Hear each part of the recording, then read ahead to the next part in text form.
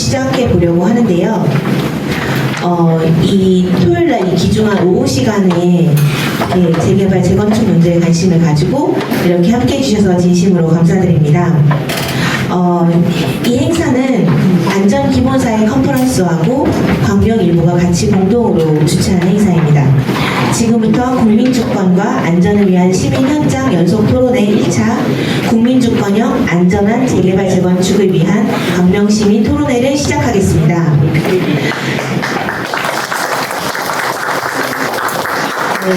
함께해주신 시민 여러분들께 진심으로 감사드립니다. 저는 이번에 사회를 맡게 된 안전기본사회 컨퍼런스 공동대표 김혜민입니다.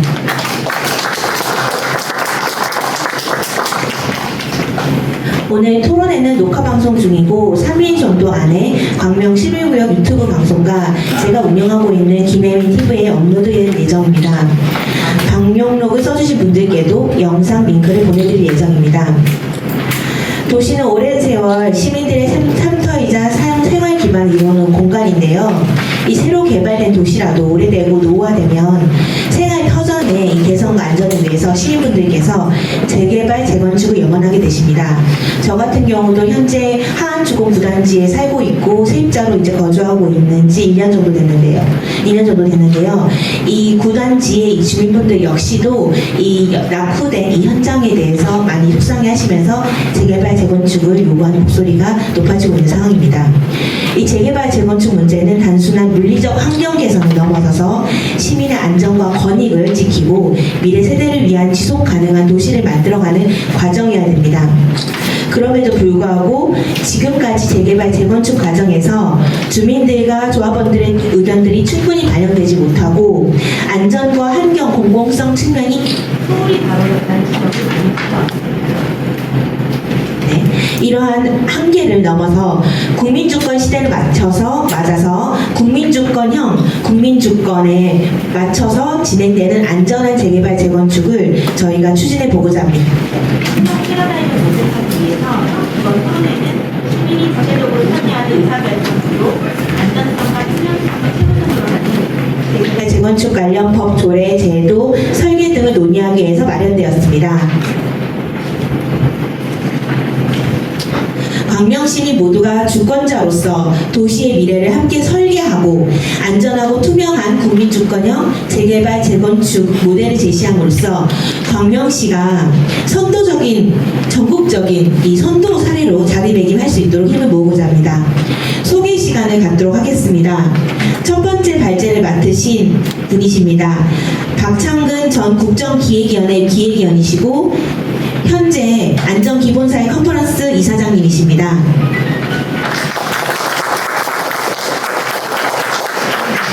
네, 두 번째 발제를 맡으셨습니다. 고려대학교 이건원 건축학과 교수님이십니다. 세 번째 발제를 맡으셨습니다. 이번 행사를 공동 주최해주신 광명일보 허정규 대표님이십니다.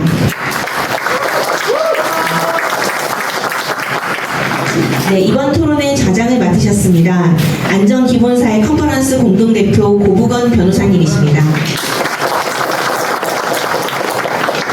네, 첫 번째 토론회 맡으셨습니다. 김성호 광명 16구역 청산준비위원회 사무국장님이십니다. 두 번째 토론회 맡으셨습니다. 최홍엽 철산 8구단지 정상화 추진위원회 위원장님이십니다. 이외에도 발표를 하고 싶으신 분들께서는 자유롭게 모든 발표가 끝난 다음에 종합토론 시간에 발표해 주시면 감사하겠습니다. 오늘 시민분들께서 많이 참석해 주셨는데요. 참석해 주신 분들께서 방명록에 좀 메시지를 좀 써주셨는데 일단 지금 써주신 분들의 메시지를 좀 읽어드리면 부정부패가 없는 재개발, 재건축을 바란다는 메시지가 압도적이었습니다. 향후에 다 모이신 다음에 방명록 정리가 되면 한 번 더 읽어드리는 시간을 갖도록 하겠습니다. 네, 마지막으로 일단 이 행사에 이제 본격적인 발표를 진행하기 앞서서 사진 촬영 시간을 간단히 갖도록 하겠습니다. 저희가 나눠드린 구호의 종이가 있습니다. 네, 저희 원주민이 쫓겨나지 않는 시민이 원하는 재개발 재건축, 광명의 주인은 시민이다. 시민이 주인되는 재개발 재건축. 네, 이런 내용으로 해서 이제 제가 구호 피켓을 드렸는데요. 그 피켓을 들고 사진을 촬영해 주시면 될 것 같고요. 여기 계신 분들도 번거로우시겠지만 같이 사진 촬영을 하기 위해 잠깐 내려가 주시면 감사하겠고, 여기 임지민님께서는 이 현수막을 좀 떼서 네. 맨 앞줄에 앉아주시면 될 것 같고요.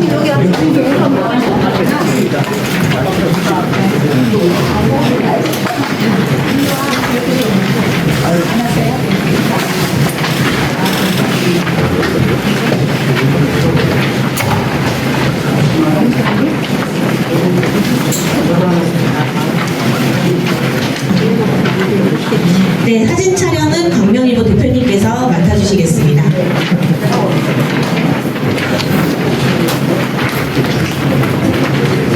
자, 보세요. 자, 하나, 둘, 셋. 하나, 둘, 셋. 감사합니다. 네, 지금부터 토론회를 본격적으로 시작하도록 하겠습니다. 발제한 토론까지는 이 좌장님께서 맡아주시고, 네, 현수막은 그냥 주셔도 됩니다. 이제 네, 그냥 땅에 내려다 주시면 됩니다. 네. 그리고 종합 토론 때 제가 다시 사회를 진행해서 지금 많은 분들께서 오셨는데 이 종합 토론 시간에 이제 의견이나 아니면 질의사항이나 아니면 말씀하고 싶으신 부분들에 대해서 말씀해 주시면 감사하겠습니다. 네, 그럼 지금부터 마이크를 넘기도록 하겠습니다.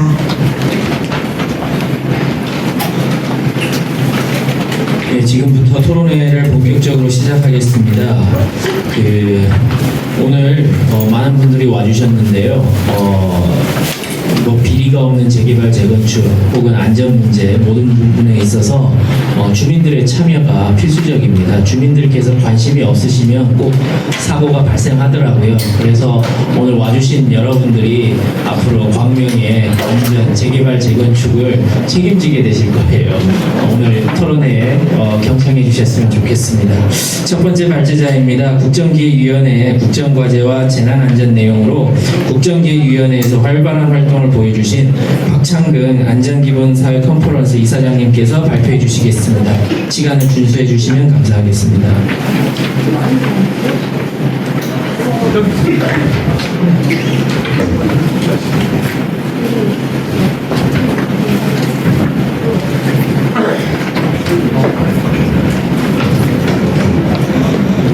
계신 분 내려가십니다.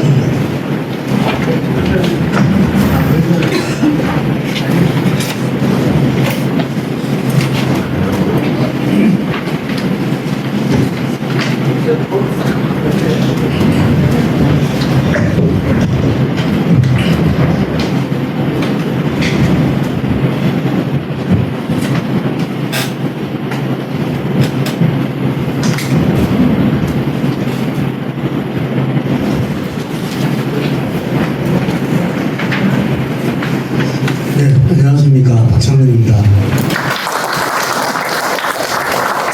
오늘 제가 재난안전 쪽을 이번에 국정기획위원회에서 맡았는데 오늘 제목을 보니까 주택시장 안전을 위한 주택공급 확대라는 게 국정기획위원회 123개 과제 중에 하나로 되어 있더라고요.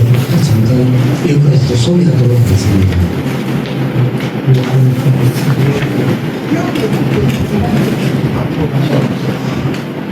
이런 식으로 발표를 하겠습니다.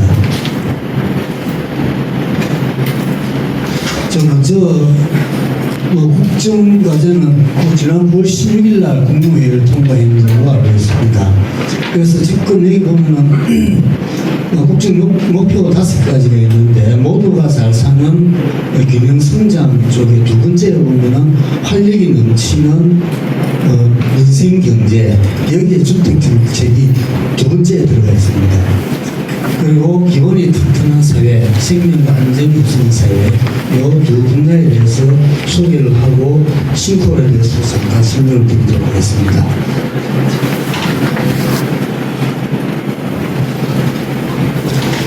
먼저 생명이 안전이 우선인 사회가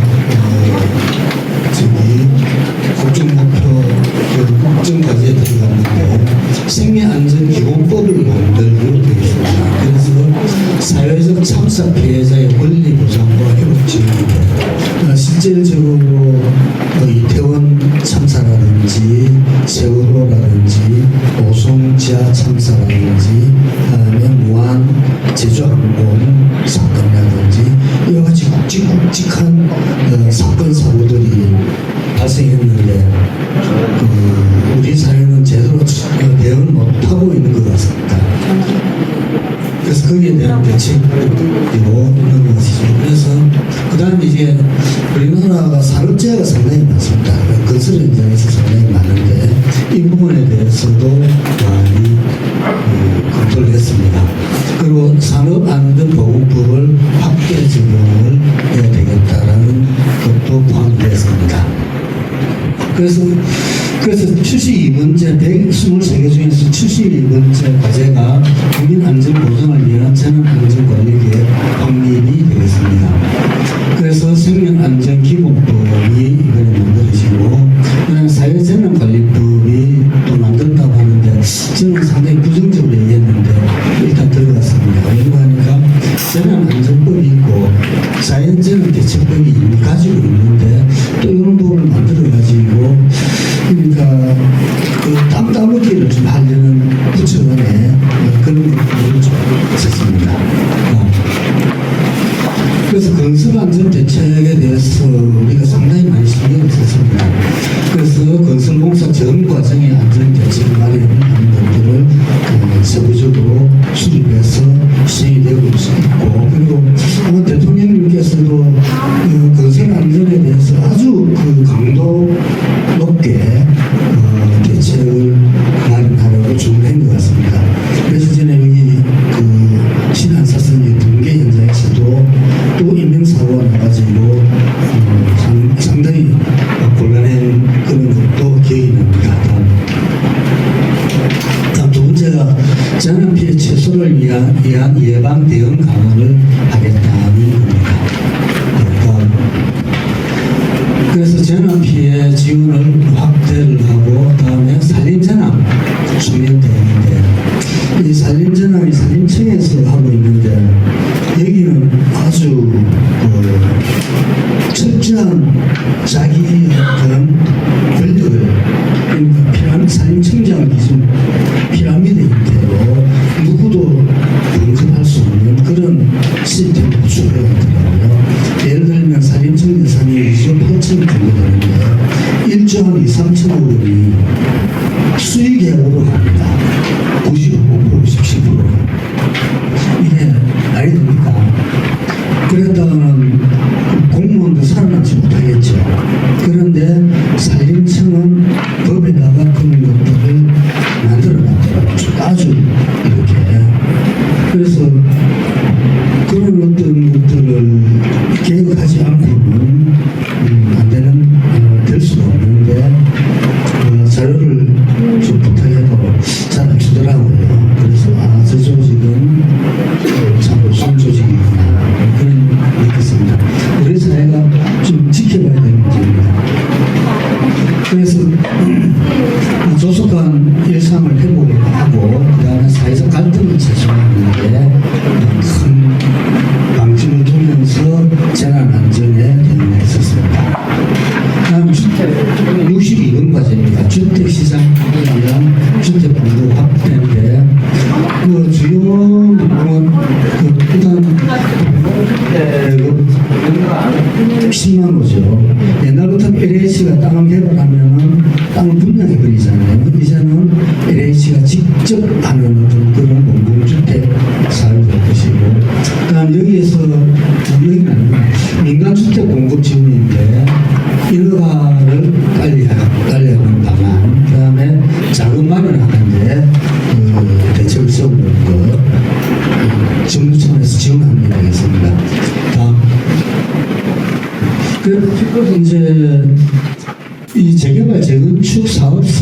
제보가 아마 여기에 계신 분 오늘 제목을 보니까 그런 것 같더라고요. 그래서 여기 보면 이주 자금 지원을 확대 등과 같은 주민 내몰림 최소화 이것을 아주 강도 깊게 들어갔습니다. 아마 아까 내용 중에서 이 문제도 있었고 좀 들었습니다. 그래서 정비사업 공모성도 강화를 할 필요가 있다고 봅니다.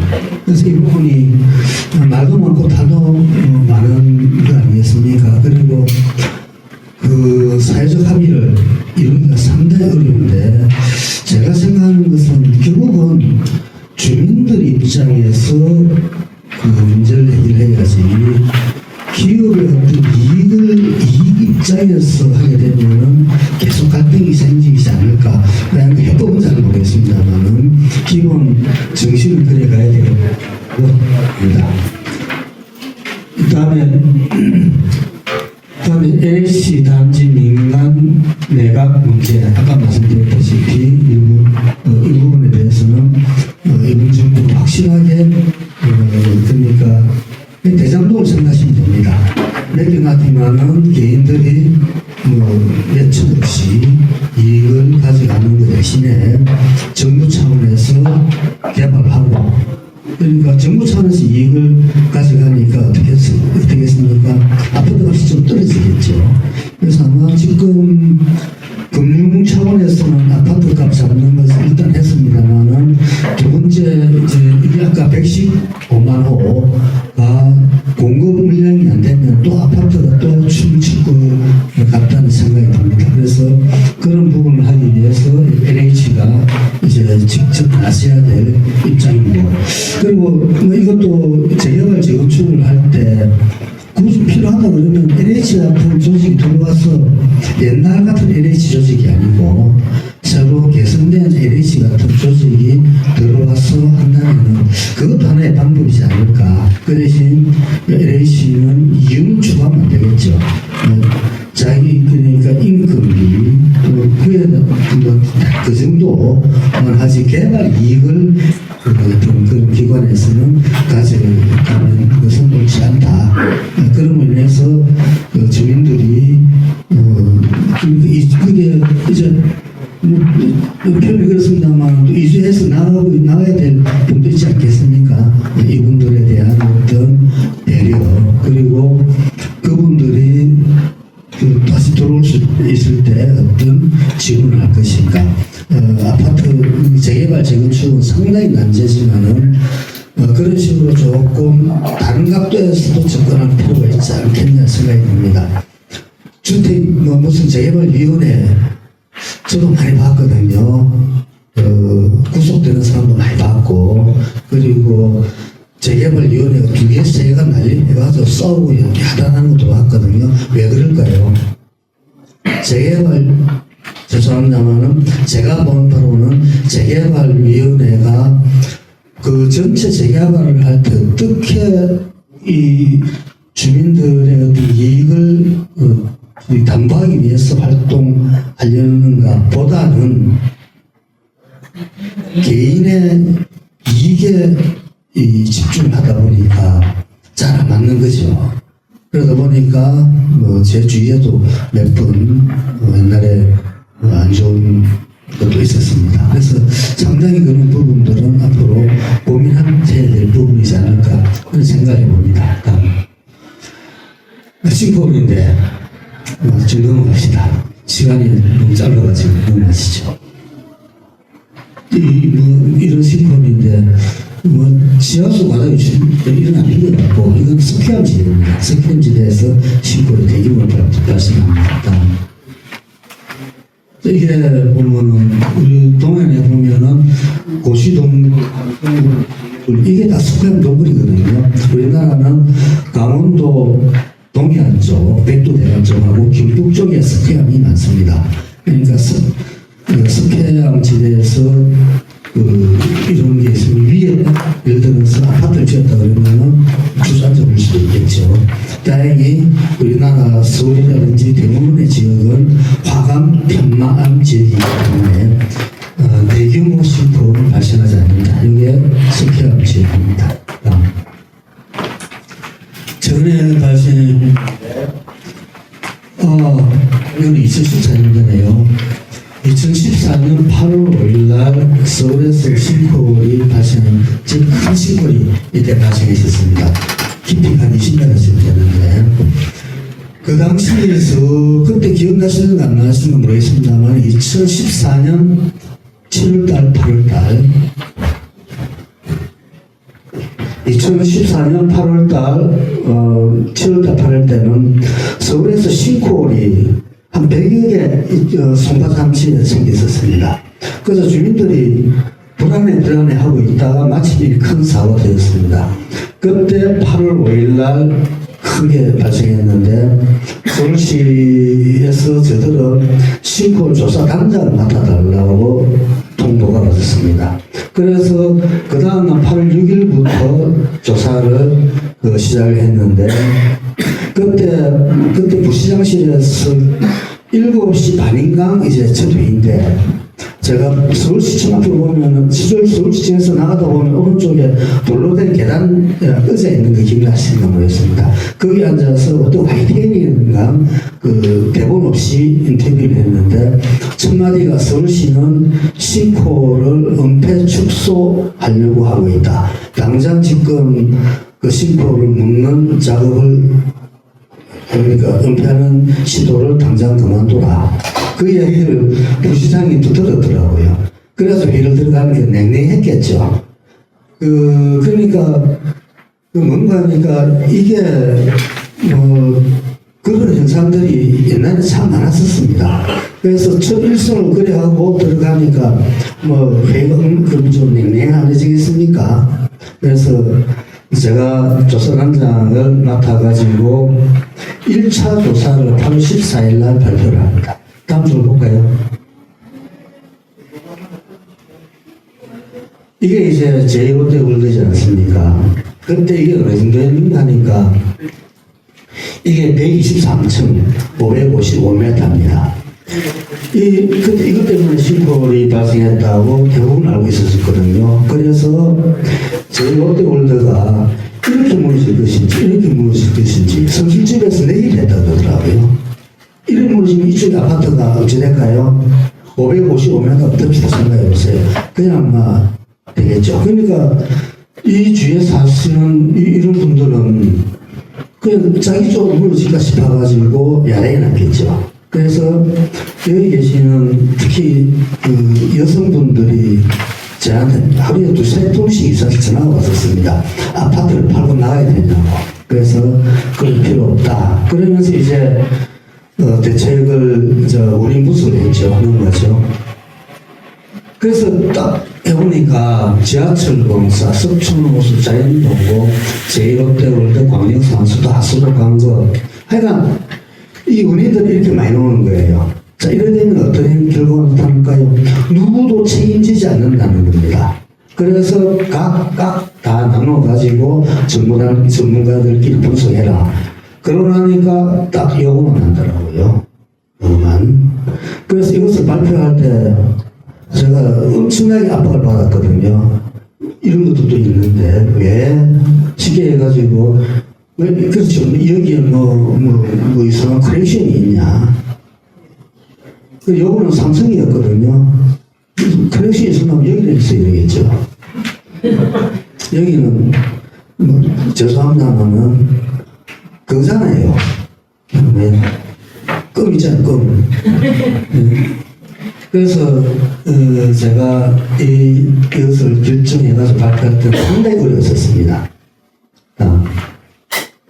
그래서 8월 14일 날 1차 발표를 제가 하게 됩니다. 그러고 나서 2차 조사 결과는 8월 28일 날 결과를 냅니다. 그러니까 싱크홀이 문제가 돼서 조사위가 꾸려진 게 8월 6일 날 아침 7시 반에 꾸려지고 한 달도 안 돼서 2차 조사 결과까지 다 발표를 합니다.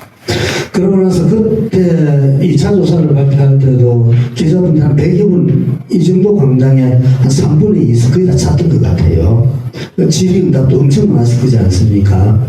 그래서 어떤 재난이 발생했을 때, 그러니까 깔끔하게 핵심을 찌르는 문제점을 파악해서 발표하는 것. 그래서 발표를 하고 나니까 그 싱크홀 괴담, 저는 그렇게 판단합니다. 거의 한순간에 사라지더라고요. 그래서 조용해진 경험을 가지고 있습니다. 그래서 상당히 빠르죠. 한 달도 안 돼서. 물론 그 뒤에 이제 세부적으로 또 추가 조사를 했지만은 전체적으로 원인을 발표를 했었습니다. 다음. 넘어가시죠. 그 뒤에 조사한 것들인데 넘어가시죠. 넘어가시죠. 자, 이게 어떻게 궁금하니까 이런 거 섭son 지하차도 유명한 게 백제고분 아시죠? 백제고분이 이만큼 있죠. 그 밑에 지하차도가 있고 요 밑에 이제 지하철이 갑니다. 그런데 요 사이에 동공이, 그러니까 땅속에 넘어가시죠. 그러니까 동공이 이게 길이가 80m예요.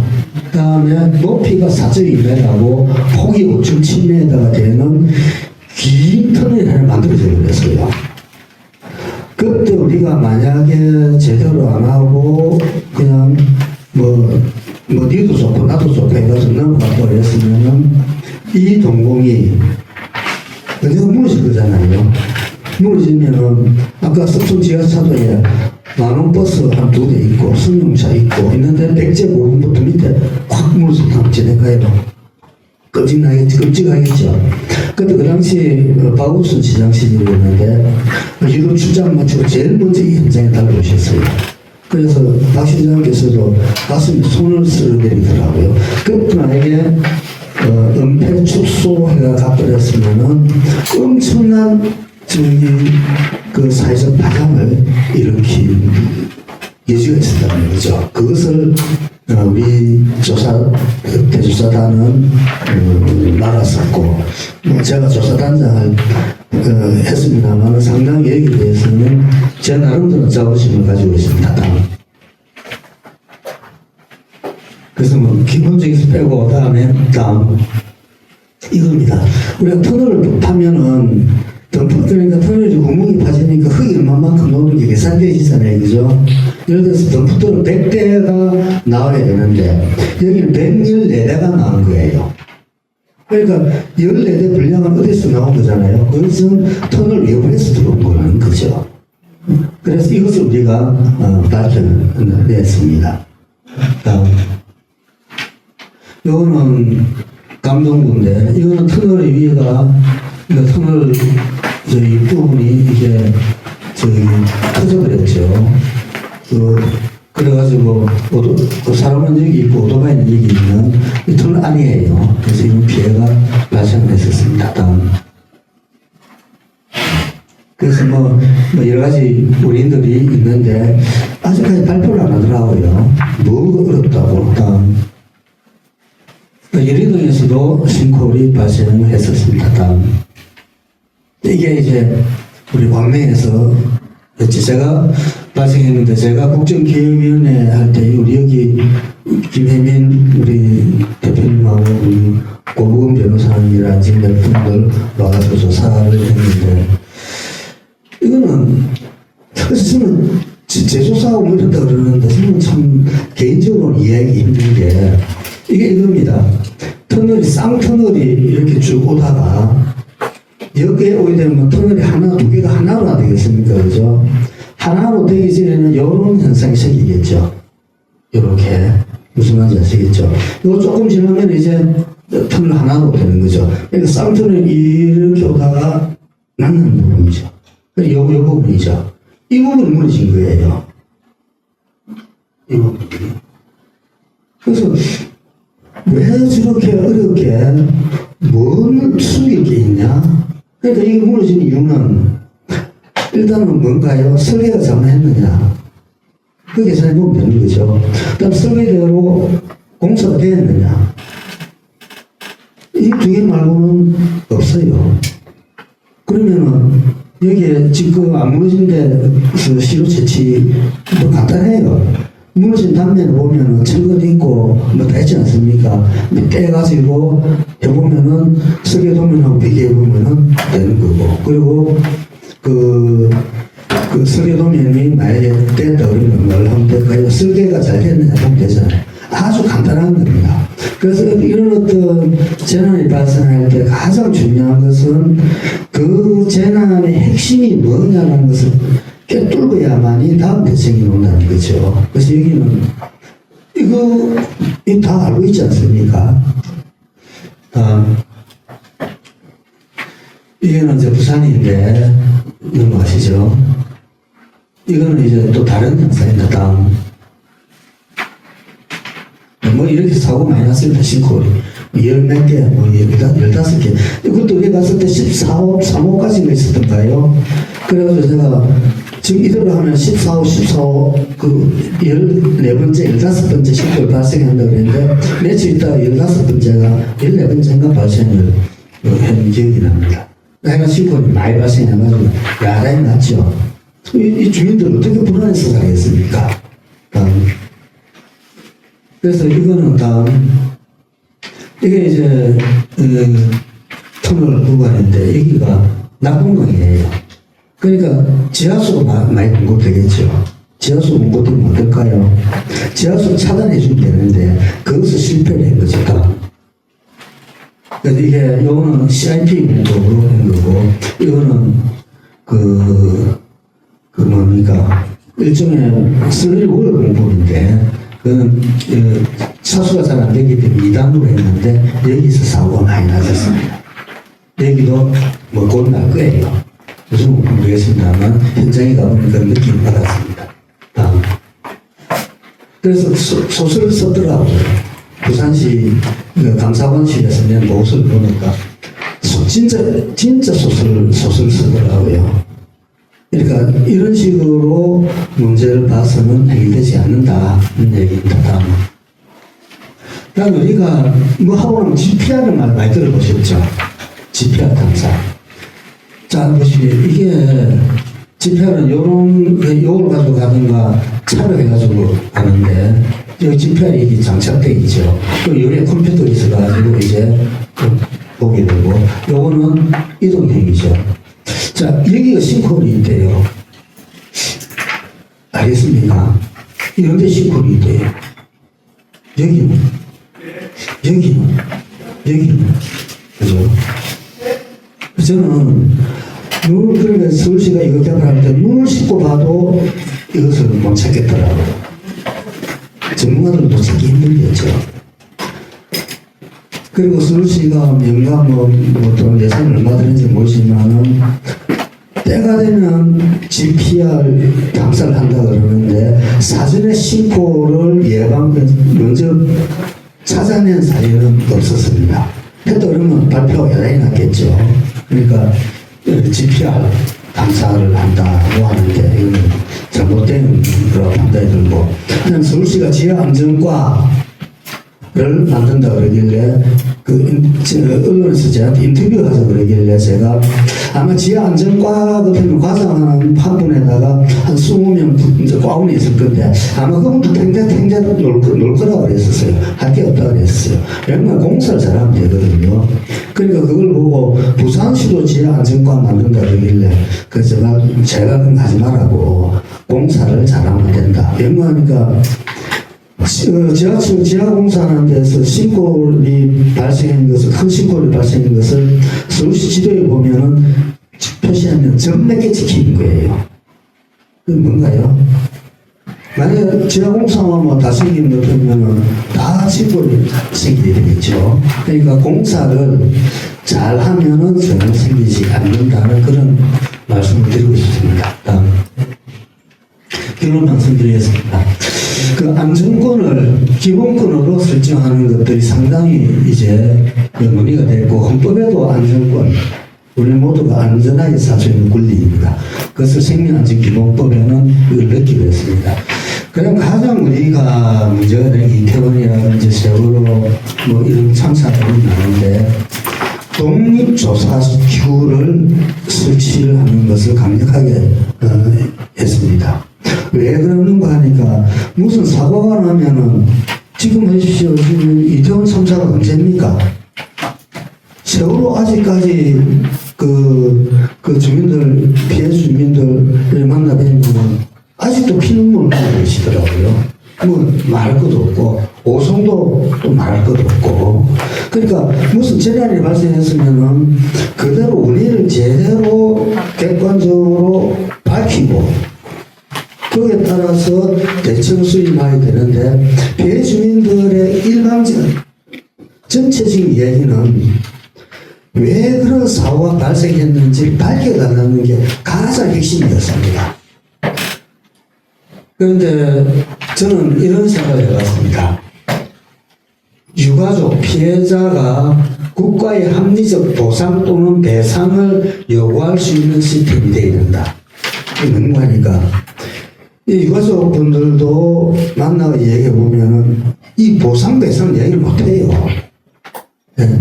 그러니까 뭐 이상한 데서는 여기는 창원시청에 뭐 했는데 그 11억을 갖다가 뭐 자식 팔아 뭐 그런 얘기를 했잖아요. 그죠? 요거는 서울인데 이게 뭡니까? 이런 그림이나 가지고 조롱하는 거죠.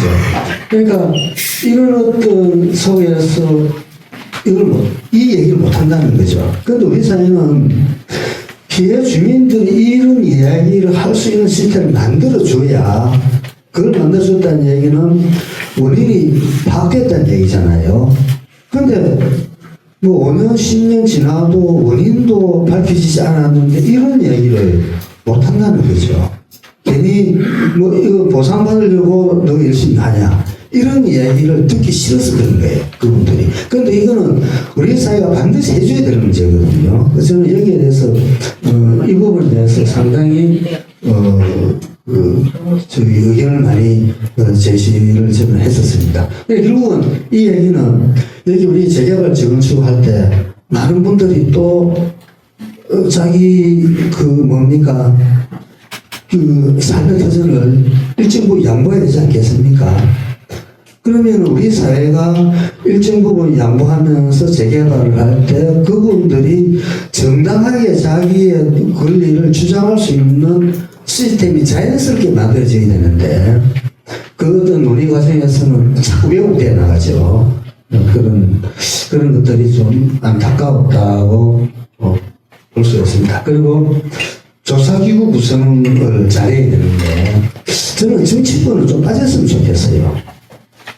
세월호 이런 거 보면은 정치 여당 야당이 추천해가지고 동수로 해가지고 솔직히 얘기해서 아무 결과도 못 내놨지 않습니까? 빠져라. 그리고 이런 어떤 조사를 할 때는 저는 전국에 이런 현장 조사를 상당히 많이 했었거든요. 가장 최근에는 제 당진시 집안 치마 그때 제가 사고조사위원회 재안전관련 특별법에 따라 가지고 조사위원장 하면서 그때 큰 기업이 잘못했다고 인정을 받아냈었어요. 한전이었는데 언론에 보시면 알 겁니다. 한전에서 3가지를 발표했죠. 하나는 사고를 일으켜서 주민들한테 미안하다. 이 사고의 원인은 한전이었다. 2번째는 그에 합당한 대책을 마련하겠다. 이 3가지 문장을 받아낸다는 게 우리 사회에서 쉽지 않거든요. 특히 큰 기업에서 그건 절대 안 합니다. 공기업은 더 말할 나위가 없겠죠. 그래서 정확하게 문제를 꿰뚫지 않고는 안 된다. 그래서 그걸 할 때는 제가 처음지심이라고 썼는데 이 사건을 볼 때 진정성을 가지고 봐야 되고 또 전문성도 같이 있어야만이 된다는 그런 얘기를 해봅니다. 그리고 피해자 중심의 조사위가 구성이 돼야 되고 운영이 돼야 되겠죠. 그리고 모든 자료 및 A는 공개해야 된다. 그리고 안전비용, 환경비용을 줄여서 기업의 이익으로 다 가져갔지 않습니까? 그래서 사고가 났다 그러면은 거기에 합당한 기업의 이재명 대통령님께서도 그런 말씀하시더라고요. 이번에 주가 조작 이번에 큰 거 걸려가지고 뭐 400억 이익 봐서 아마 800억 아마 추징할 것 같은데 그와 같은 금전적으로 대처를 해주는 게 어떻겠느냐. 그래서 이런 것들도 저 고민을 해야 될 시점이라고 봅니다. 자, 아까 했던 말씀인데 사업성을 제거하기 위해서 용적률을 상향한다든지 절차 간소화 아마 이거는 아마 이 정부 내에서는 아마 하지 싶을 것 같아요. 공약에 나와 있으니까 어느 정도 되리라는 것은 잘 장담을 못하겠습니다만은 일정 부분 재건축 재개발이 활성화될 수 있는 어떤 정책은 아마 내놓으리라고 봅니다. 이게 아까 9월 16일 날 국무회의 통과했다고 했잖아요. 제가 아까 발표드린 것은 좀 글로벌한 거, 좀 그러니까 압축된 거고 실제 내부적으로는 많은 안들이 나와 있습니다. 그다음에 재난안전관리특별법은 법이 미비한 것이 아니라 제대로 집행되지 않고 있다는 게 제 판단입니다. 이건 어려운 얘기고. 그래서 제가 드리고 싶은 말씀은 결론은 안전은 과할 정도로 대응해야 한다. 그러니까 안전비용, 환경비용을 충분히 지불하고 그리고 해야 우리 사회가 조금 더 나아지고 그런 어떤 사회가 되지 않겠습니까? 안전비용과 환경비용을 기업의 이윤으로 가져갔다가 만약에 문제가 발생하면은 거기에 대해서는 우리 사회가 아주 엄중한 책임을 묻는 그런 어떤 사회가 되었으면 좋겠습니다. 네, 감사합니다.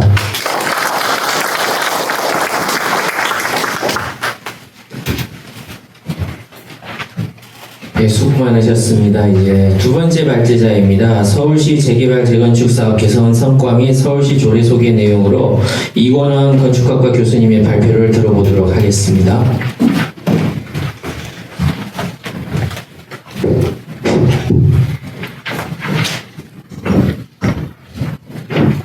네, 정확하게 소개받은 이권원입니다. 박수. 소개를 하실 거예요? 전체 하고 나머지. 화면을 확대해.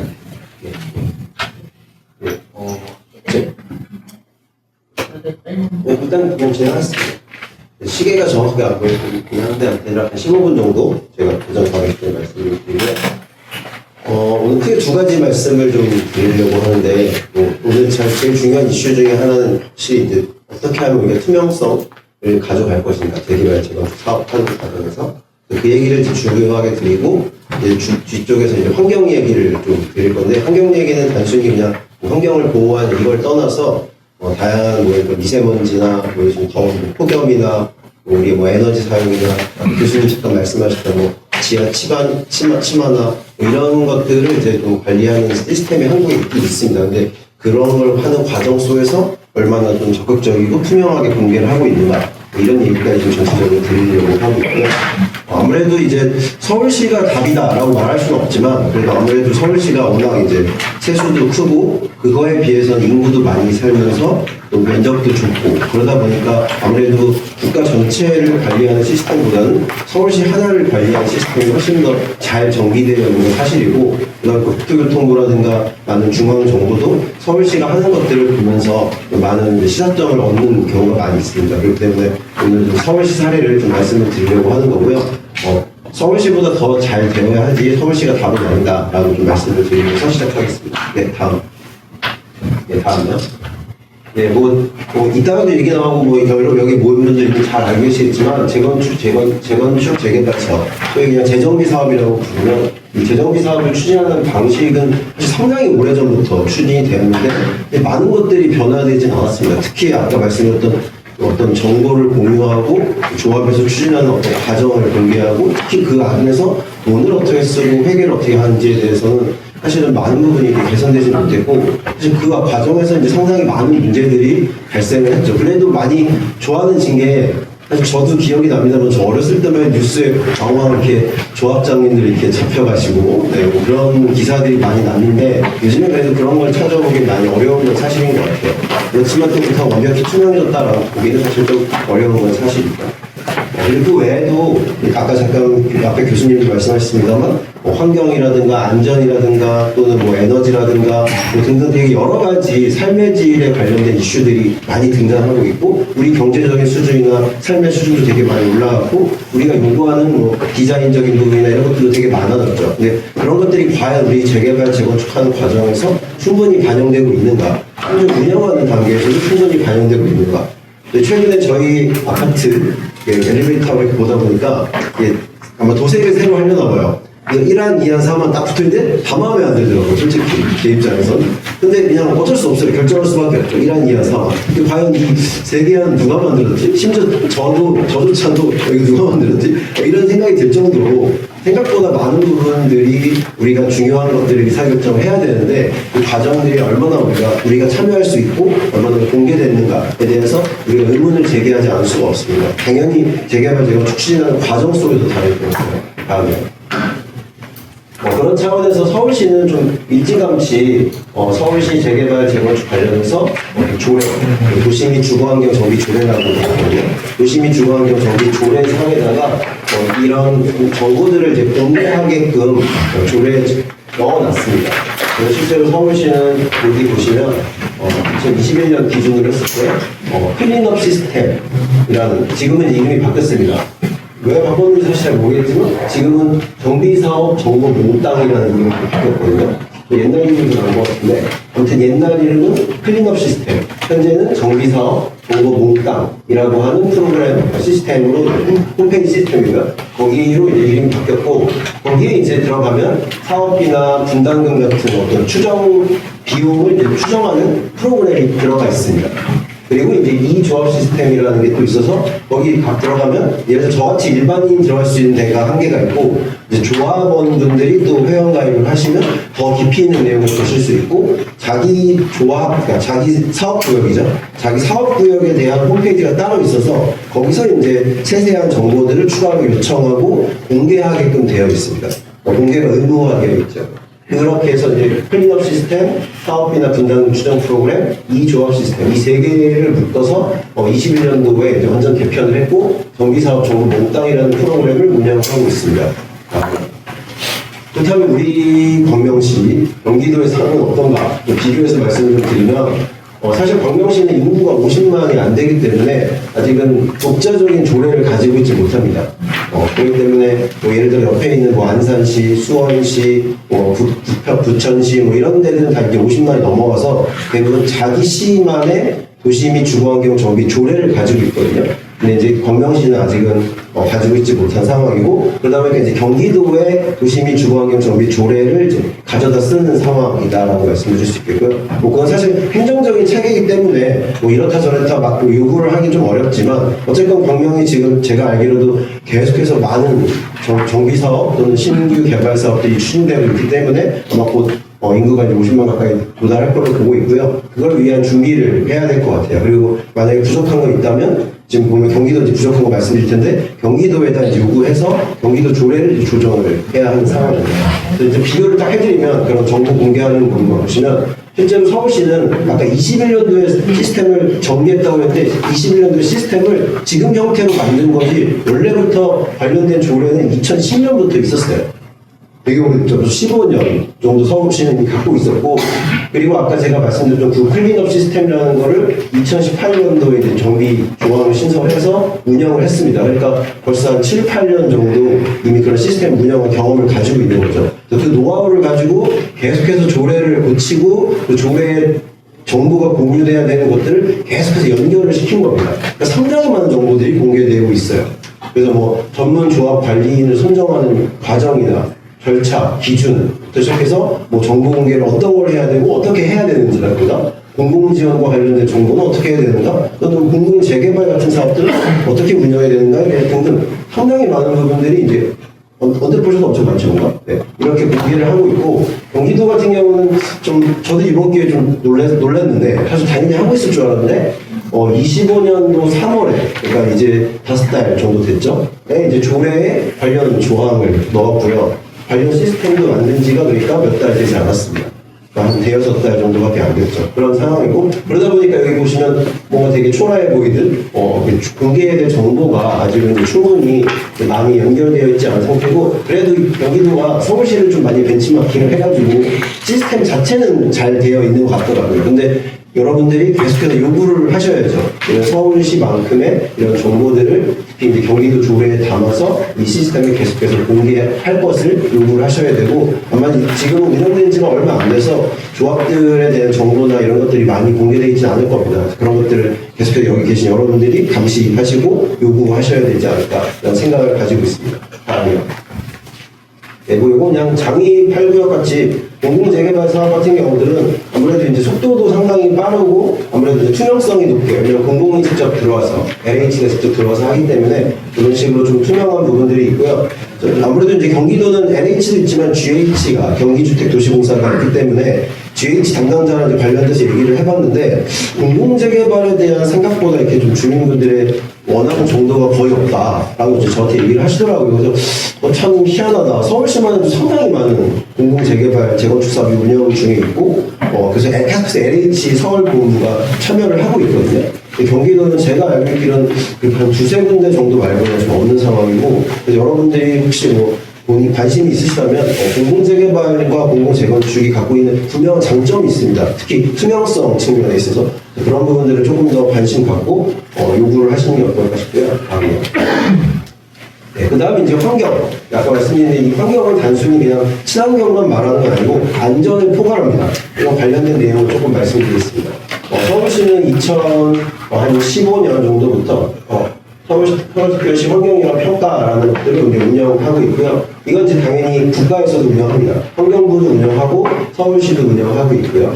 이런 것들을 또 역시 시스템을 구축해서 관련된 정보들을 쌓아서 공개를 하고 있습니다. 다음이요. 네. 그래서 서울시 같은 경우는 이 환경영향평가 조례를 2002년에 만들고 2025년까지 21번 개정, 그러니까 많은 횟수를 고쳐왔죠. 25년 정도, 23년 정도 운영하면서 한 20번 가까이 잘못된 것들을 계속해서 고쳐오는 과정을 하고 있고요. 그러다 보니까 훨씬 더 많은 사업과 훨씬 더 구체적인 부분, 그리고 아주 세밀한 부분까지 들여다보고 이런 것들을 이제 계속해서 정보를 공개하고 있는 상황이 되겠습니다. 이 환경영향 평가에서 다루고 있는 건 요즘 뭐 이슈가 됐던 뭐 그런 폭염 같은 것부터 시작해서 치마, 미세먼지 같은 어떤 대기오염 물질, 그리고 뭐 소음 해가지고 사실 입주민들 입장에서는 우리 주택이 얼마나 쾌적하고 안전한가 관련된 사항이 상당히 많이 들어 있습니다. 그래서 사실 되게 중요한 것임에도 불구하고 그러다 보니까 서울시는 구체적으로 이제 규정을 하고 있고, 불행히도 이제 경기도 이제 역시 경명신 따로 없기 때문에 경기도 같은 경우가 환경영향 평가 어떻게 운영하는지 좀 말씀을 드리면, 경기도는 이제 2020년에 제정했습니다. 5년밖에 안 됐죠. 그러다 보니까 현재 아직 개정을 한 적이 없어요. 그러니까 운영을 많이 해야 이제 뭐가 잘못된지 알아야 고치는데 아직 고친 적이 없다는 뜻이죠. 그러니까 잘 만들어서 고친 게 안 고친 게 아니고요. 운영을 많이 안 해서 못 고쳤다고 보시면 되고요. 대부분 여기 서울시 같은 경우는 저희 같은 교수들이나 이렇게 전문가들을 한 100여 명 이렇게 모아서 한 몇 개 이제 분과를 만들어가지고 계속해서 이제 제3자에 의한 심의를 하고 있습니다. 그리고 그 과정을 계속 공개하고 있고요. 경기도 같은 경우는 경기도에 이제 어떻게 보면 이제 뭐 하위 기관이라는 표현이 좀 이상하지만 그 유관 기관인 경기연구원에서 이제 총괄해서 하고 있습니다. 그러니까 서울시 같은 경우는 서울연구원에서 초안을 만들지만 제3자인 저희 전문가들이 그 들여다보면서 계속해서 보완 사항을 요청하는 것과 달리 경기도는 그냥 경기연구원에서 해서 경기연구원에서 끝내는 상황이죠. 그러니까 아까 말씀드린 대로 제3자에 의한 검증이 사실 많이 부족한 상황이고요. 다음 보실까요? 실제로 서울시 같은 경우는 훨씬 더 많은 사업들이 여기에 해당할 수 있게 있습니다. 그래서 그 연면적 구만들 한 2.7만 평 정도. 네, 이렇게 말씀드리면 전혀 이해가 안 되실 것 같아서 여기가 광명역이거든요. 광명역 주변에 이렇게 단지들이 있어요. 그러면 요 정도 단지들, 요 정도 단지들은 서울시 기준에 따르면은 다 환경영향 평가 대상입니다. 근데 경기도 대상에서는 얘는 아니에요. 훨씬 서울은 작아도 환경영향평가를 다 받게 돼 있고 광명은 더 커야만 매우 커야만 환경영향평가를 돼 있고 그조차도 아까 말씀드린 대로 제3자 검증보다는 경기연구원 검증 시스템을 갖추고 있다는 게 아직은 좀 많이 부족한 점이라고 말씀드릴 수 있고요. 이게 이제 저도 요번에 처음 알았는데 서울시에서 운영하는 시스템이에요. 여기 보시면 이 과정들 다 공개하는 거거든요. 여기 정보 붙어 있는 거 보시죠. 이거 다 과정하는 파일들입니다. 경기도 것 봤거든요. 여기 보세요. 아무것도 없어요. 아무것도. 이게 최근 거예요. 정말 최근입니다. 제가 일주일 전에 들어가서 봤거든요. 다시 혹시 몰라서 통통 비밀제 여기 있어요. 그러니까 이런 게 사실 저는 좀 많이 충격을 받았고, 이거는 좀 아닌 것 같아서 적어도 서울시가 답은 아니지만 이런 정도로 좀 더 꼼꼼하게 운영하고 그 과정에서 나왔던 결과물들은 다 넣고 여기 보시면 심사위원들이 저 같은 전문가들이 어떤 의견 얘기했는지 다 달려 있어요. 그리고 거기서 어떻게 조치했는지 다 나와 있고 여기 당연히 없죠. 그러니까 이런 것들이 좀 많이 미비하다고 할 수 있고요. 다음. 제가 시간이 많이 없으니까 짧게만 말씀드리면 환경영향평가가 얼마나 중요하냐. 이 세운 그 서울시 세운상가 옆에 있는 블럭이고요. 다음 보실까요? 언뜻 봤을 때는 이게 되게 멋있게 예쁘게 잘 들어섰구나 라고 생각을 했어요. 저희도. 근데 다음 장 보시면 얘들이 이렇게 모아놓고 이렇게 들어오는 거예요. 여기 빛도 안 들어오고 바람도 안 통하고 그래서 이거 어떻게 했냐면 환경영향평가에서 거부, 부결해서 건축 심사까지 다시 돌려보냈어요. 요거는 좀 됐습니다. 2년 정도 됐습니다. 네. 지금은 이렇게 사업하고 있지는 않거든요. 어차피 돌아갔기 때문에. 어쨌든 이제 이런 상황이고, 그러니까 이런 것들을 환경영향평가에서 잡아낼 수 있습니다. 그러니까 일조에 대한 문제, 소음에 대한 문제, 지방 침하에 대한 문제, 등등등 관련된 문제를 지적할 수 있고요. 다음. 그렇기 때문에 서울시는 실제로 이런 것까지 운영을 하는데 실제로 기존의 아파트 단지와 새로 지었을 때 아파트 단지를 놓고 이렇게 시뮬레이션을 돌려서 어떻게 변화되는지를 다 들여다보고 있습니다. 잠깐 동영상 하나만 보여줄까요? 경기도도 준비는 하고 있어서 제가 작년에 경기주택도시공사 GH 의뢰로 광명 7구역에 대해서 그냥 가볍게 한번 미세먼지 시뮬레이션 같은 걸 좀 했었거든요. 미래가 이거 아직 가상이에요. 이거 정해진 모델 아닙니다. 네. 어쨌든 이런 것들. 실제로 미세먼지가 들어왔을 때 주로 어디가 심각하고 어디가 좀 괜찮고 컨디션이 좋고 이런 것들을 이제 시뮬레이션을 돌리고 그거에 따라서 디자인이나 설계안을 바꾸거든요. 이런 거가 경기도는 아예 안 하고 있고 아예 안 하고 있습니다. 서울시만 하고 있고요. 이런 것들을 이제 경기도에 어떻게 도입하면 좋을까를 이제 한번 연구했고요. 다음 보시고. 네. 또 하나 이건 이제 안양 냉천지구라고 비가 많이 왔을 때 주로 비가 어디에 많이 고이고 어디에 이제 빨리 물이 빠질 것인가 이런 것들도 이제 시뮬레이션 아마 교수님이 저보다 더 전문가일 텐데 이런 것들을 좀 해가지고 실제로 공사가 끝나고 나서 우리 아시는지 모르겠지만 보통 이렇게 화장실 가보시면 보통 대부분 잘 지어서 괜찮은데 가끔 잘못 공사하는 화장실 가보시면 물이 안 빠져.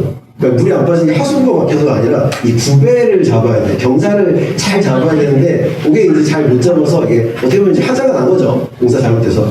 그런 거를 저희가 실제 공사 다 끝난 데 가서 요즘 3D 스캐너라고 그러거든요. 그런 스캐닝을 다 해가지고 실제로 원래 설계한 대로 구배가 잘 잡히고 물이 잘 빠지게 설계했나 이런 것들도 경기도시공사 GH랑 같이 안양 냉천지구 공사 끝나서 이런 것들을 좀 해봤고요. 아마 이제 이런 것들은 물이 오랫동안 고여있기 때문에 아무래도 나중에 좀 뭔가 보수 공사나 보완이 좀 필요한 지역들 이런 것들을 좀 환경영향평가나 이런 데서 서울시는 하고 있기 때문에 경기도도 이런 것들을 좀 요구하셔서 하시고 그런 과정을 공개하도록 요구해 주시면 더 좋은 쾌적한 주택을 얻지 않으실까 생각이 듭니다. 이 정도 발표 마치겠습니다. 감사합니다.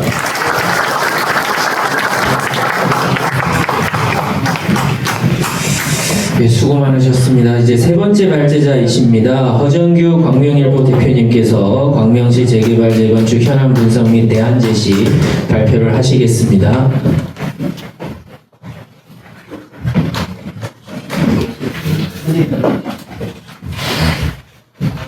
아이고 굳이 PPT 없어도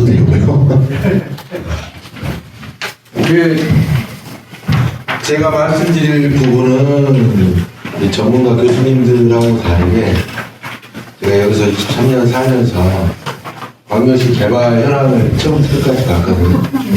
지금도 보고 있고요. 그 부분만 얘기하려고 합니다. 저는 뭐 다른 이야기는 필요 없는 것 같고 15분 내로 끝내시라고 해서 빨리 끝내야 되니까 이게 이제 네이버나 다음에 가면 광명시 지도입니다. 요 끝에서부터 요 아래까지가 광명시 경기도 요렇게 잘 보시면 광명시는 요 가운데는 산입니다. 도덕산부터 쭉 가악산까지 군산 거쳐서 이게 산입니다. 요 산을 중심으로 동축, 서축이 나눠집니다. 그래서 이게 이쪽이 구도시, 새롭게 개발된 소화동, 일직동이 신도심이라고 불리죠. 근데 여기 이제 새로운 괴물이 하나 나타났죠. 3기 신도시. 이 괴물이 나타났고, 그러면서 광명시의 생활권의 대부분이 제가 표시할 광명대교, 철산대교, 수천리다리로 연결되는 하안대교, 금천대교, 기안대교 요 다리 5개로 연결이 됩니다. 근데 요즘 제가 오늘 얘기하고 싶었던 게 뭐냐면 광명시가 자치단체가 실시되고 나서 가장 많이 쓰는 게 살기 좋은 광명입니다.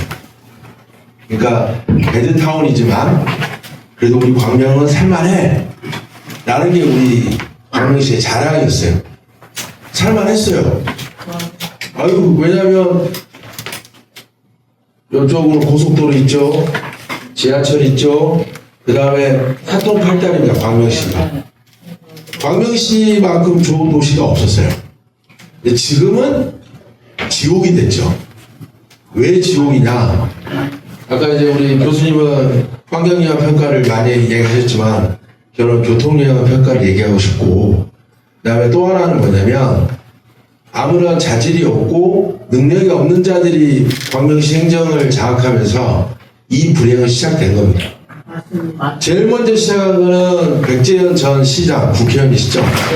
광명 뉴타운이라는 걸 시작합니다. 그러니까 도시를 개발하는 방식은 총 3가지가 있습니다. 하나는 재개발이라고 해서 다 때려 뽀개고 올리는 기존의 어떤 단독주택 중심의 방식이 있고, 재건축 방식이 있습니다. 그 기존의 노후화된 아파트를 새로 올리는 방식이 있고, 세 번째가 도시개발 방식입니다.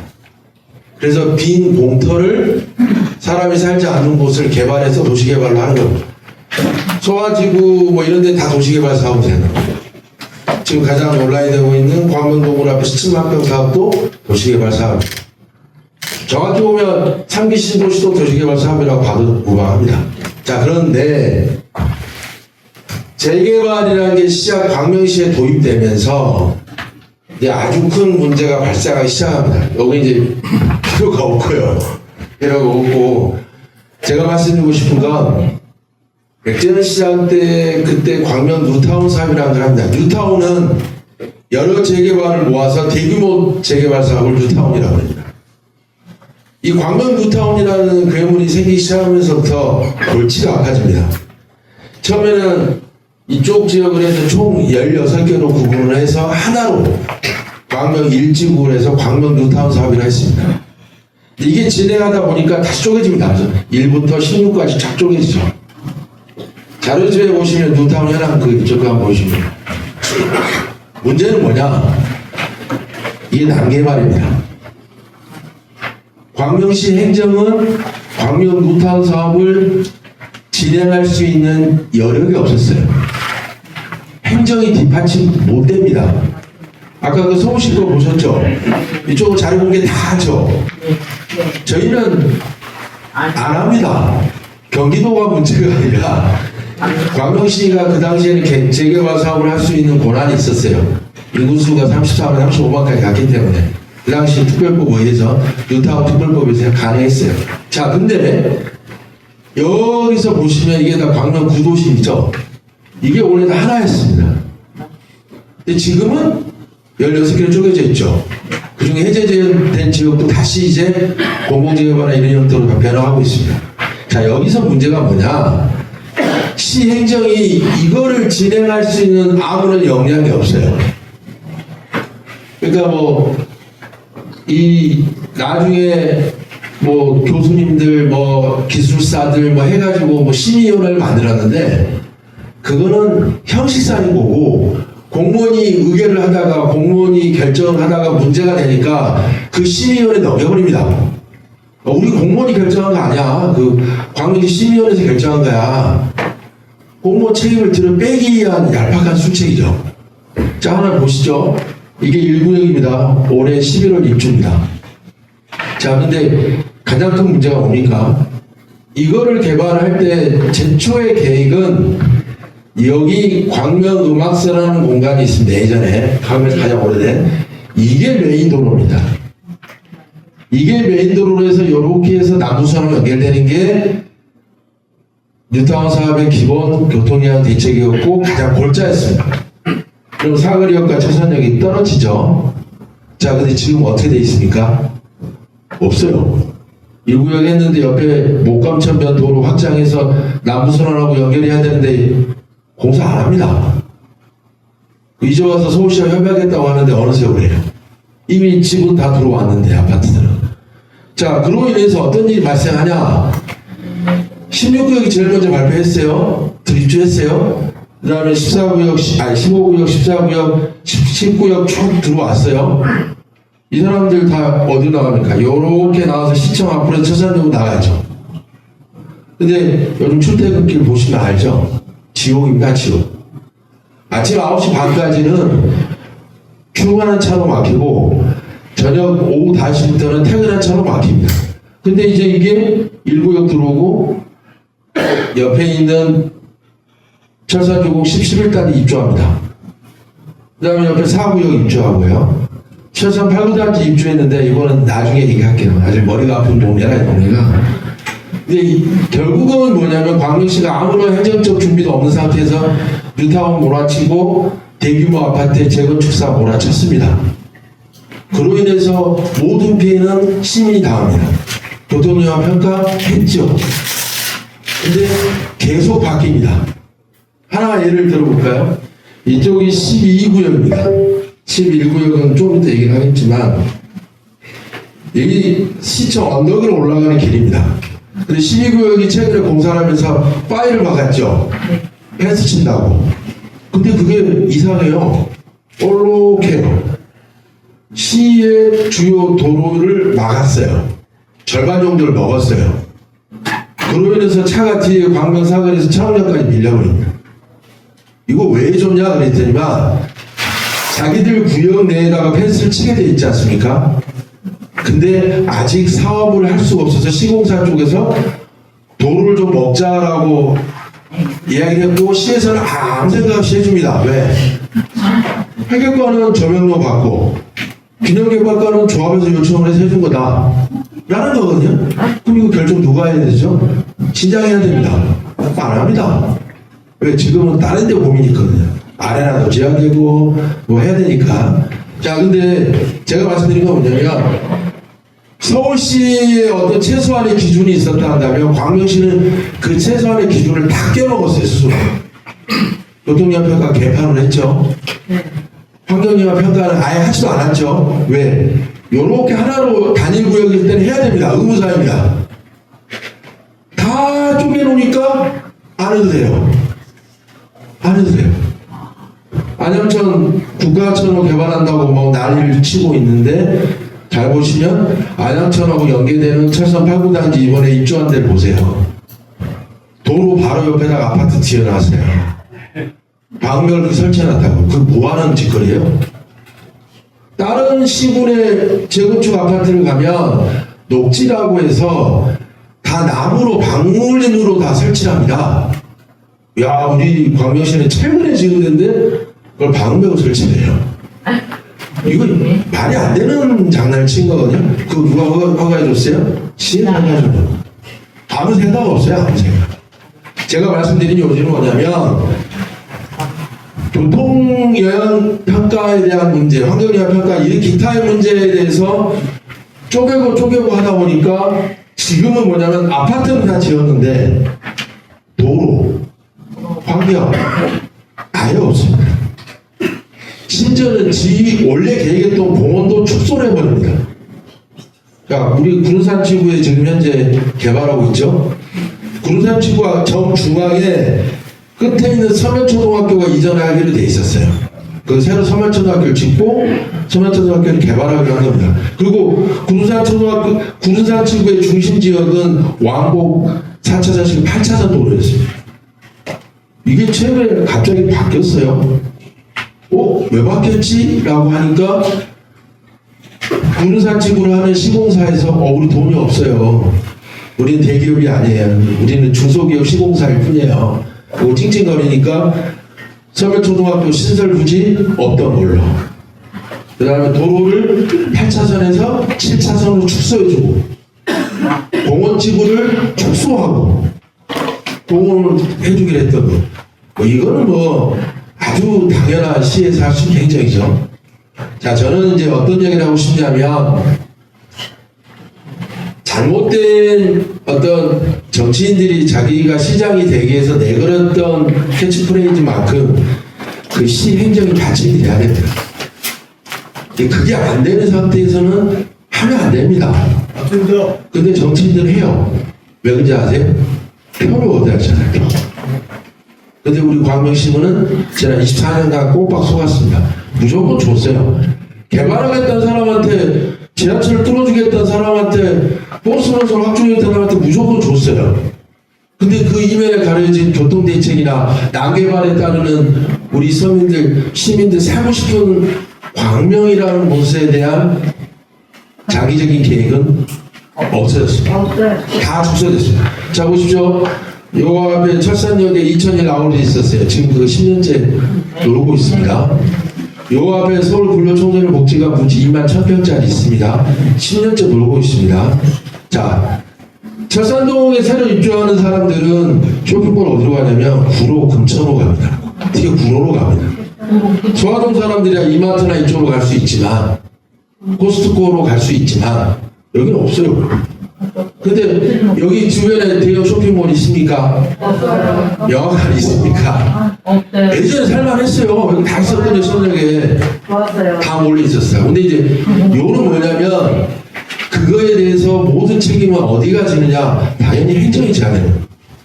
그래서 저는 오늘 이거 발표를 하라고 해서 또 저희가 주최자 공동 주관사입니다. 근데 이제 고민을 무지 했습니다. 이거 말 잘못하면 난 내일 또 두드러 맞을 건데, 왜 그런지 아세요? 저희가 그 국정기획위원 계시니까 말씀드리는데, 국정기획위원회 한 줄이 나와요.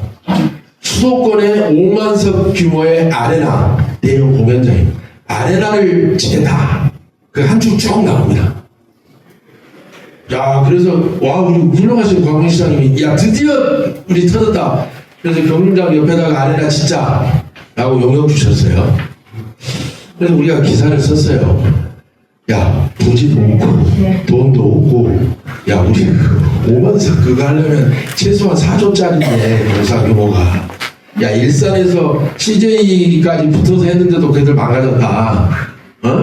야, 근데 우리 그거 왜 하니? 라고 했다가 바로 행정광고비 잘렸습니다. 우리 바로 잘렸고, 그 다음에 우리가 이제 그거에 대해서 광명동물 앞에 17만 평 개발 사업하는데 이거 문제 있다 라고 얘기해서 바로 행정이 잘렸습니다. 그래서 이제 저희 같은 지역 로컬 언론사는 신청에 행정을 못 받으면 발이 없습니다. 발이 없습니다.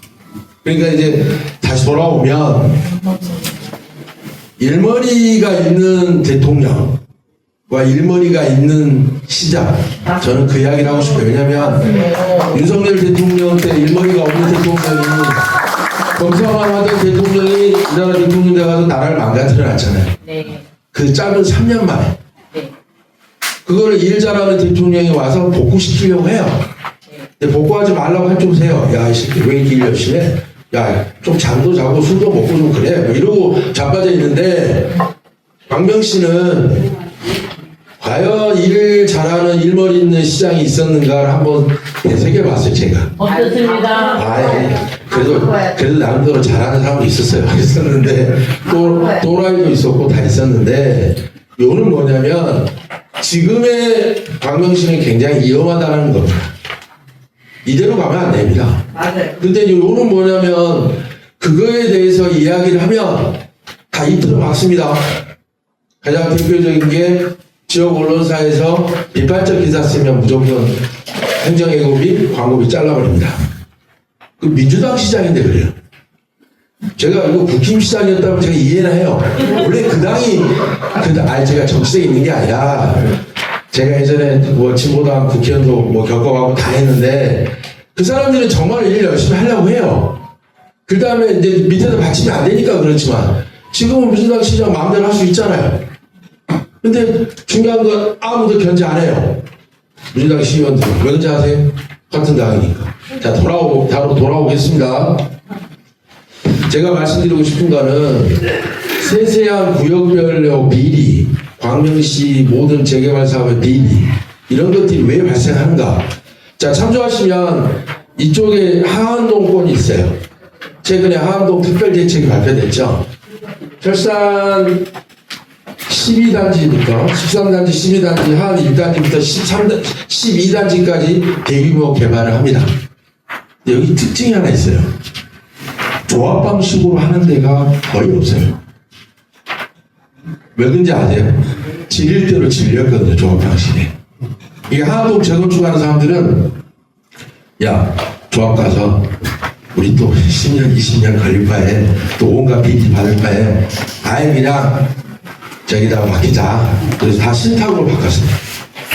신탁으로 바꾸니까 뭐가 되냐면 신탁 특례라는 게 있어요. 빨라요. 근데 중요한 건 조합장 전원 뭐가 문제야. 저 새끼 어디 시공사랑 연결돼서 이따 이 소리는 안 나오거든요. 사업 속도는 빠르고. 그래서 철산 12단지, 철산 13단지와 하안 8단지를 뺀 나머지 모든 지역은 신탁입니다. 2개 단지씩 묶었죠. 이걸 한번 잘 볼 필요가 있다는 겁니다. 자, 왜? 우리 지금 광명에서 서울로 나가는 5개 다리 포함돼. 그 대책이 있어? 라고 물어봤어요, 제가. 지금 광명동도 지금 도로 니들 스스로가 좁혀놓고 철산 8단지에서 광명대교로 빠지는 그 도로 원래 그거 선형 아니었어요. 근데 지금 보세요. 도덕초등학교가 뛰어나와 있기 때문에 도덕초등학교 안쪽으로 못 들어가요.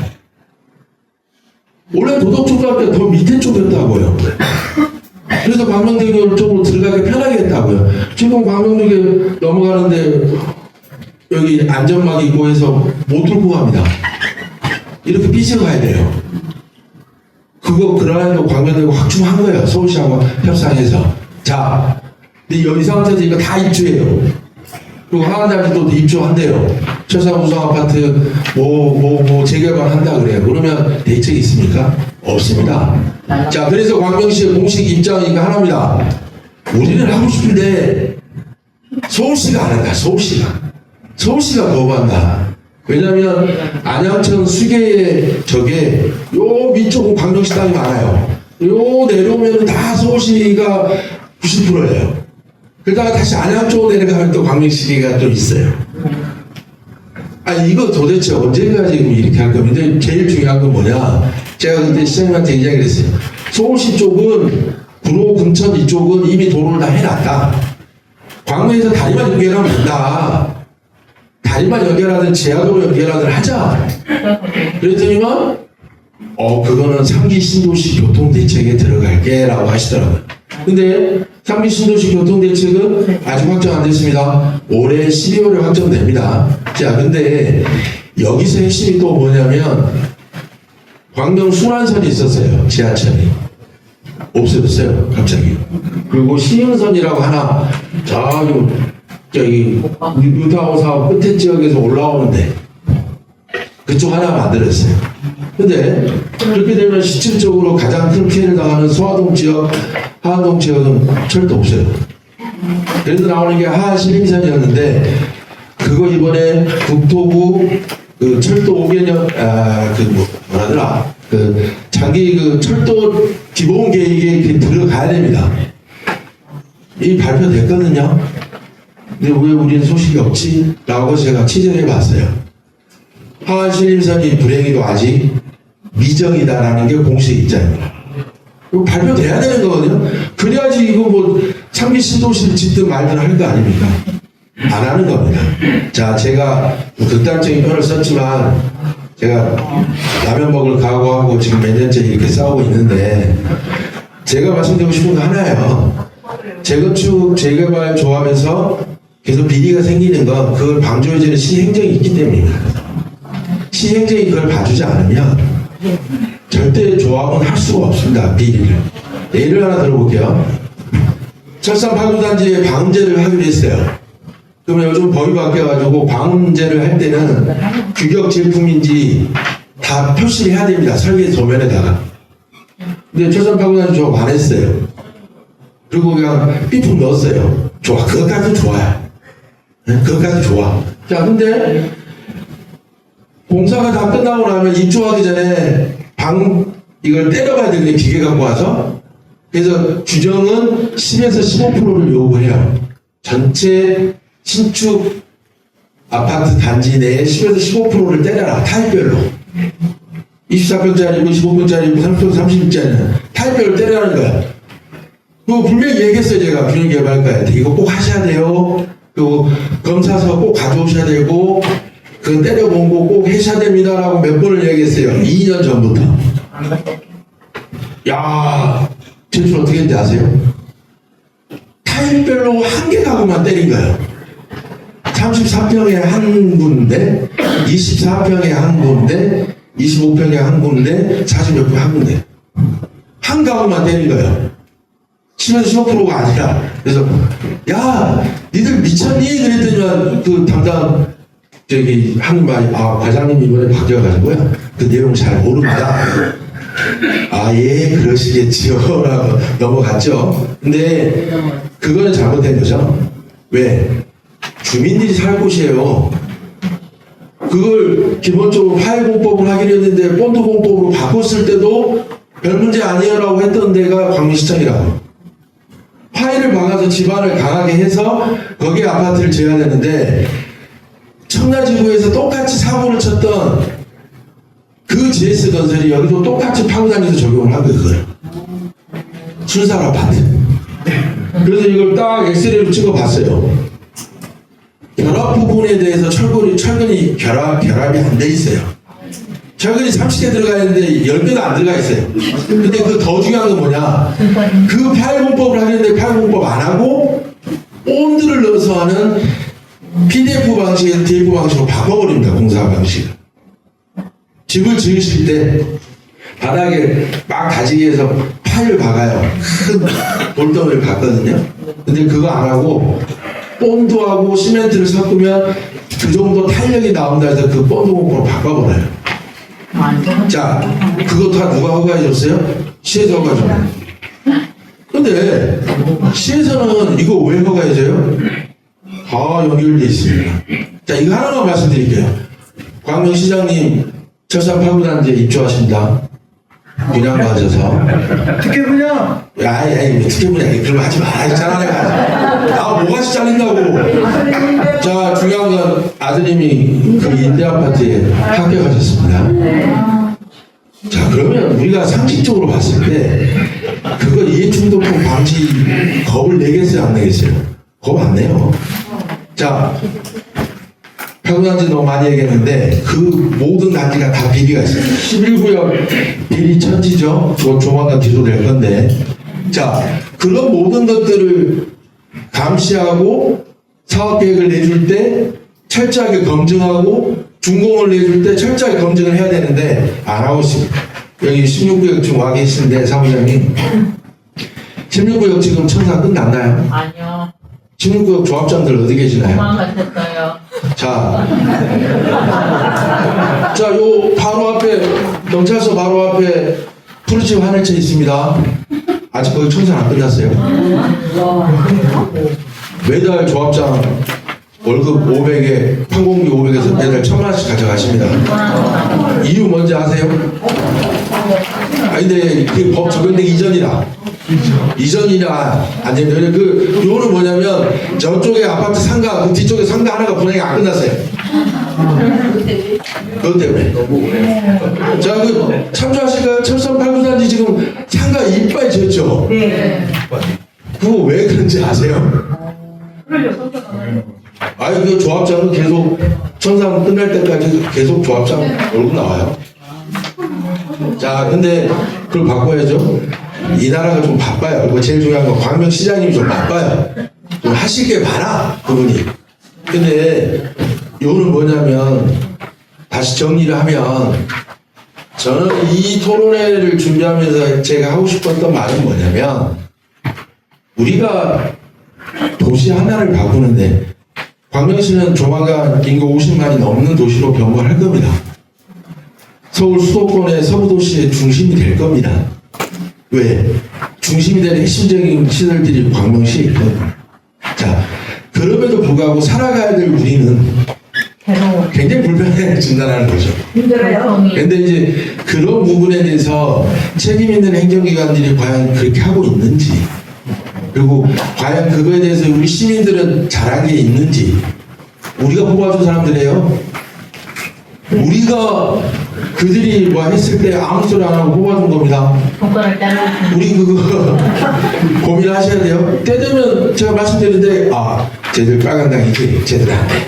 오, 쟤들 파란 당이네? 야, 그럼 쟤들 뽑아줘야지. 정약, 동약, 정책, 뭘 분석하고, 뭘 준비하고, 왜 시장 나오는지, 왜 시의원 나오는지, 왜 도의원 나오는지 안 봅니다, 우리는. 근데, 그러기에는 정치인들이 너무 밉잖아요. 시민들 눈 속이고, 귀 속이고. 그러니까 제가 짜증나는 건데, 자, 저는 이제 이야기를 더하면 안 됩니다. 더하면 그나마 있는 라면마저도 뺏깁니다. 제가 이제 말씀드리고 싶은 건 요즘은 뭐냐면, 광명시 재개발, 재건축, 안전. 광명시에 최근에 안 좋은 사고 너무 많았죠. 신안산성 붕괴, 소화동 아파트 화재, 그 다음에 신안산성 공사 현장의 감전사, 막 몰아치고 있어요. 근데 이제 저는 그런 부분들을 단순하게 최근에 벌어진 사건이 아니라 우리가 신경 안 쓸 때, 시민이 정치에 대해서 아무런 발언을 하지 않을 때, 그냥 좋은 거 좋은 거라고 뭐 지원금 주고 하니까 좋다고 그냥 달려갈 때 그러지 말고 좀 눈을 똑바로 뜨고 봐야지 우리가 정말로 살기 좋은 광명을 우리가 우리 힘으로 얻을 수 있다는 말씀을 드리면서 저는 마치겠습니다. 감사합니다.